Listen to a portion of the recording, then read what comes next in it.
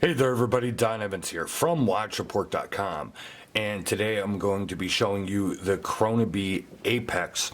Now this is what you call a connected watch, so it is an analog smartwatch. You've seen these from a few companies. As I wrote in the written review, for whatever reason, these were not on my radar at all, just like regular smartwatches. I'm normally not a very big fan of smartwatches or connected watches. I'm more of a traditional style watch guy, just me personally. But when I saw these Chronabee watches, I liked the look. I liked the styling of the case. And it just didn't come off across to me as a smartwatch.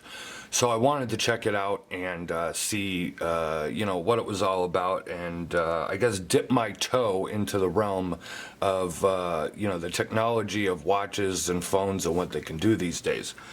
So this video here, what I'm going to do is I want to show you the phone with the app, or excuse me, the watch with the app, and a little bit of how it works together and some of the features you could do.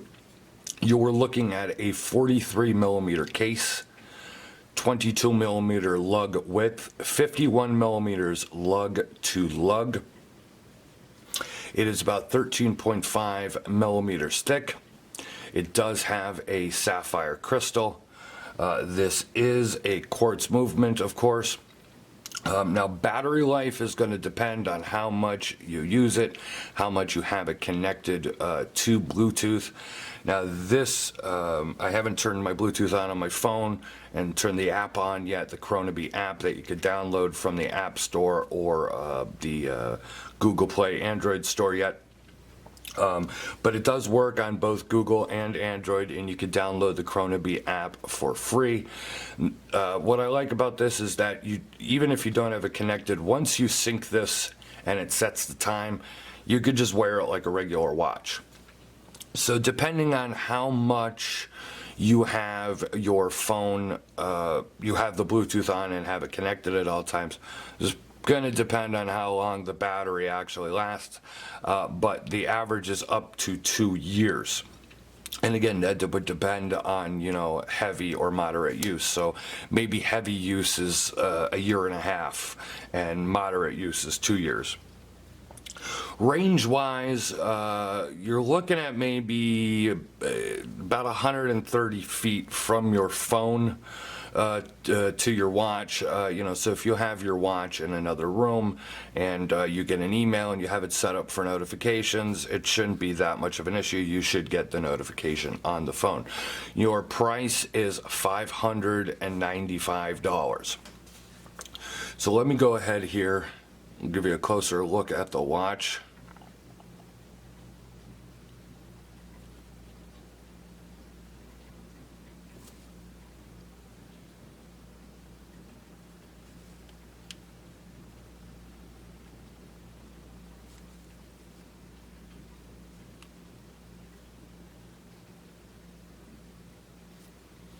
Now this particular one, this Chronabee Apex, comes on a leather strap, a tan leather strap. There are a few different versions. There are mesh bracelets, there are PVD versions. There are also, I believe there's 39 millimeter sizes if 43 millimeters is a little too big for you or for a woman's wrist. So I'm going to cut this off here, and then I'm going to put the Bluetooth on and get the app open and just show you a couple of things from the phone from the phone to the watch and how it works. Okay, I got the app open and I got the watch sitting here. So let me move on to the app here real quick. So what you're looking at is when you first open the app, you will be able to sync the phone. And once you sync the phone, you'll see the hands moving around, and then it has you set it up to calibrate it. And then once it's calibrated, it'll come to the, you sign up with your email and everything like that. And then you go through the settings. It's very simple and only takes about maybe 2-3 minutes to set it up and calibrate it.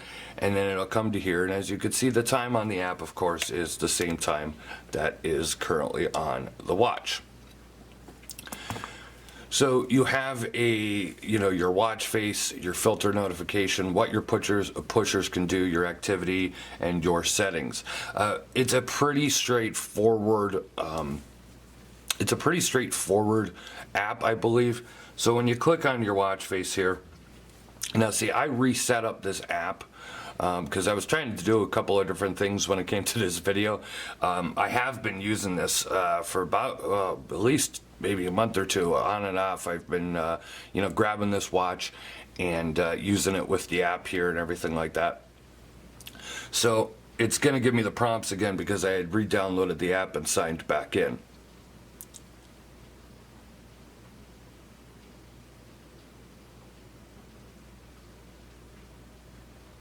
Okay, so the complications, you could select what you want for your subdial and what you want for your crown. So you have a daily 100, you have the date now, you have a timer, you have a second time zone. I currently have the watch set to a second time zone. If you set it to a date, the hands are actually going to point to, what the date actually is. The timer is just going to set back at 12. Both hands will set back at the 12, and you could use it as a timer, or you could use it to do your daily 100. If you go into filter notifications, now, let's see here. Okay, so it did click off here. It did click off here, and my filter notifications is no longer working because like I said, I did. Let's see here. See, I did reset the app. I was trying to use this where I could set it up on another phone to record. I'm recording with my other camera right now. So I was trying to do a couple of things that just didn't pan out as far as it relates to the videos, and I had deleted the app, and deleting the app clears out your data and everything. But what it does is, so I had it set up where I would get an email for Gmail. I would get an alert for Gmail, and it would vibrate like a slow vibrate on your wrist 3 times. Or I would have it send me a notification when I got a text message, and it would vibrate twice. Now that's the only things I had set up on it. I didn't want to overload it, and here's why. Not that I wasn't testing out this watch, because I have tested out this watch. I've tested out the range. I've tested out, how the functions work and how the pushers work and everything like that. And for the most part, I really have had no issues as far as the functionality of the watch. It's actually been, it's done a pretty damn good job. For somebody like me who's not huge onto connected or smartwatches, I have found it pretty damn neat. So I just didn't want to have it overloaded with sending a bunch of notifications from my wrist. When you go into the app, there's a bunch of different notification options that you could choose from. Real easy, just you drag and drop an icon and set it up, and you can have it notifying you for a bunch of different things, and you get different, how you set it up, different vibrations on your wrist. You could have 1, 2, or 3 vibrations for each notification. One of the cool things that I like about this is, so I've had it set up to control my music. So what you do is you press the button here. I have the top pusher set for the music, so if I tap this, you should hear a little Rod Stewart right there. I don't want to hear that song, so I give a little double tap here on the top pusher, and it'll skip to the next song in my playlist. But if I don't want to hear that, I don't want to hear music, just hit the button once and I stop it. Now you can also go back by tapping the pusher 3 times, and it'll go back to the last song in your playlist.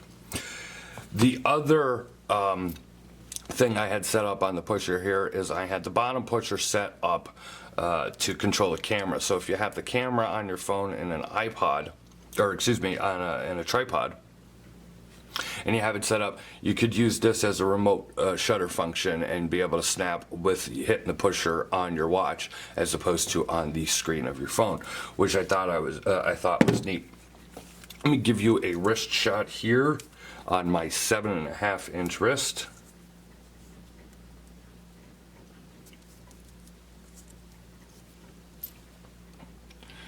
There you go. There's a look on my wrist.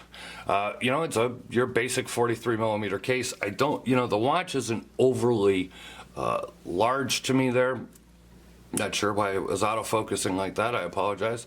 I am working with the new camera here, so if you see some issues, I'm working out some kinks here and trying to just figure out how to use this camera and have the setup properly, but I think it's going so decent, I'll say, so far.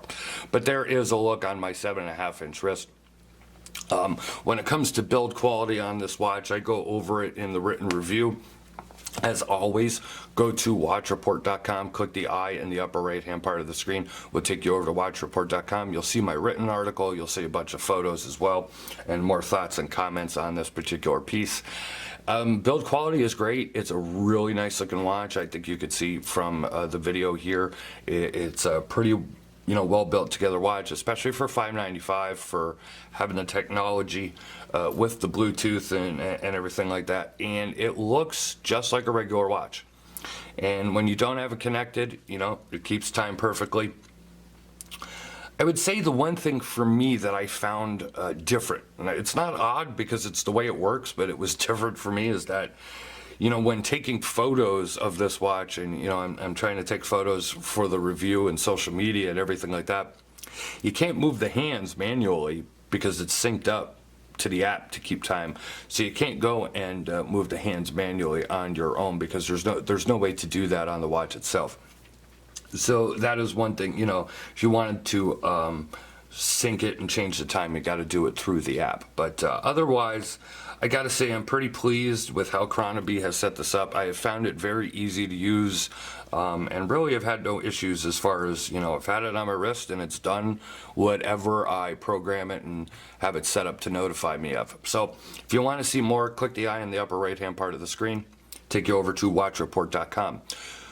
Please subscribe to our YouTube channel. You will never miss another review. Leave a like or a comment here on YouTube.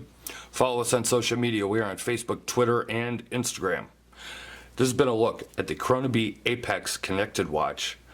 This has been Don Evans for WatchReport.com. Thank you very much to everybody who follows and subscribes. See you guys on the next video.